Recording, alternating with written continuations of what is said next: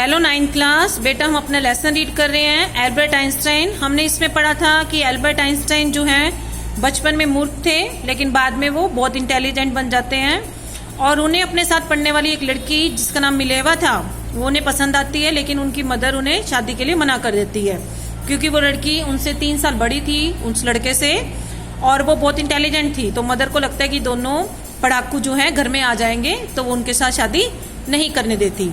तो Albert Einstein को लगता है कि चलो ठीक है, जब तक मदर नहीं मानती तब तक वो शादी नहीं करेगा। अब आगे करेंगे।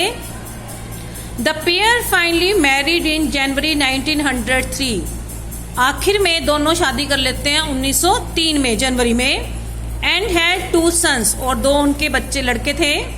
But a few years later, लेकिन कुछ सालों के बाद द मैरिज फेल्टर्ड, उनकी मैरिज खराब होने लगती है, मतलब लड़ाई झगड़े उनके शुरू हो जाते हैं।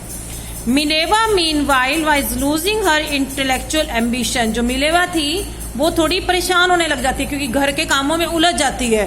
वो भी पढ़ाकू थी, वो इंटेलिजेंट थी, बहुत कुछ भी कर सकती थी अपनी लाइफ में आगे अचीव, लेकिन शादी करने के बाद वो घरेलू हो जाती है, तो उसको लगता है कि उसकी सारी पढ़ाई खराब हो गई।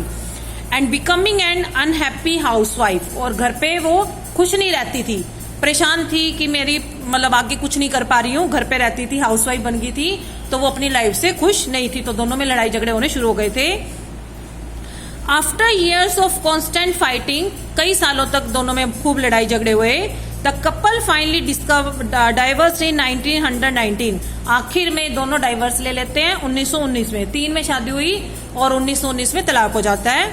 Einstein married his cousin Elsa the same year. Einstein उसी साल जब उनका डाइवोर्स हुआ अपनी कजन एल्सा के साथ शादी कर लेता है, मतलब सेकंड शादी उसकी हो जाती है शुरू। Einstein's new personal chapter coincided with his rise to world fame. अब आइंस्टाइन की नई लाइफ शुरू हो गई, उसकी मतलब शादी हो जाती है अपनी कजन से।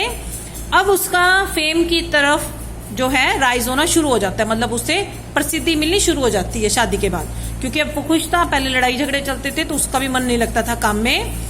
इन 1915 में ही had published his general theory of relativity.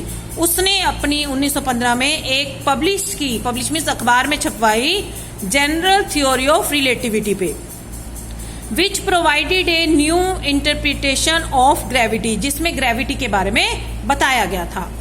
N eclipse of the sun in 1990 brought proof that it was accurate. और जो उसने सिद्धांत बनाया था, जो उसने थ्योरी बनाई थी, एक्लिप्स हुआ सन के साथ 1919 में, और उसकी थ्योरी जो है प्रूव होगी कि उसने जो भी लिखा है वो बिल्कुल सही लिखा है। Einstein had correctly calculated in advance the extent to which the light from fixed stars. और आइंस्टाइन ने ये भी पता लगाया, उसने ये भी कैलकुलेशन की कि जो फिक्स स्टार होते हैं, स्टार तुम्हें पता है आसमान में जो चांद तारे होते हैं, उनकी जो लाइट होती है वो चमकते कैसे हैं, आइंस्टाइन ने इसके बारे में भी पता लगाया। Would be deflected through the sun's gravitational field. वो सन की रोशनी से चमकते हैं, उनकी अपनी कोई चमक नहीं होती, वो सन से रोशनी लेते हैं और उससे वो चमकते हैं।